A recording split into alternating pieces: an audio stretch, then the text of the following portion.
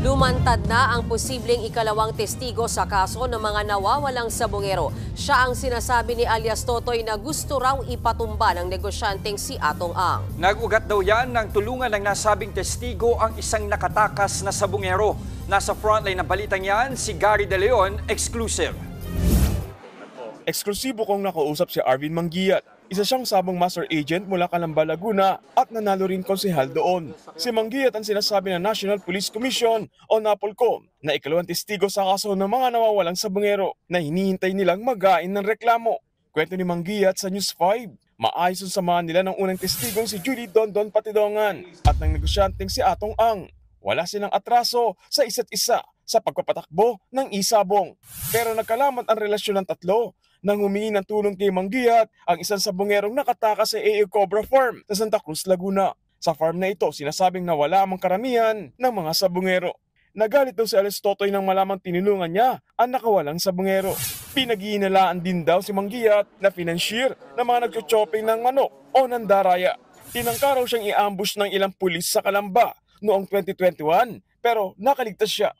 Solo lang ako sa sakyan ko kung magmamaneho. So may humarang sa akin na dalawang Fortuner, tsaka may dalawang motor silang kasama. Yun, sabay-sabay silang namumutok. So sa pagkakatanda ko, 6 yung namumutok sa akin na puro mga naka-Bushmaster. Kaya estimate ko nasa kulang-kulang 200 na bala yung ginamit nila sa akin. Nito lang daw niya nakumpirma na may kinalaman si Atong Ang sa ambush na makausap at magtapat si alias Totoy. Kasi nung ma-ambush naman ako, hindi ko sinaspect si Mr. Atong Ang. At wala sa hinagap ko na magagawa niya yun sa akin. Unang-una, wala naman akong naging utang nung master agent ako. After 4 years, sasabihin ni alias Totoy o ni Dondon na may kinalaman si Mr. Atong Ang as mastermind sa pagkakaambush sa akin.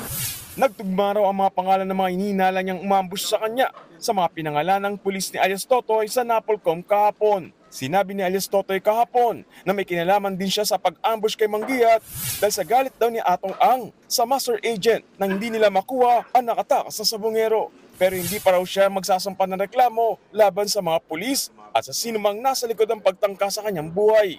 Kailangan daw muna niya ipa-cross-match ang bala ng mga nanambang sa kanya bago gumawa ng susunod na hakbang. Sa ngayon, nasa isang safe house daw ang nakatakas na sabongero.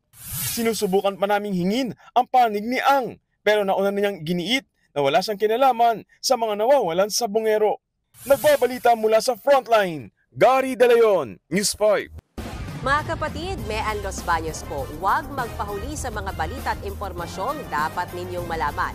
Para sa mas malawak na balitaan at diskusyon, mag-follow at mag-subscribe na sa social media pages ng News 5.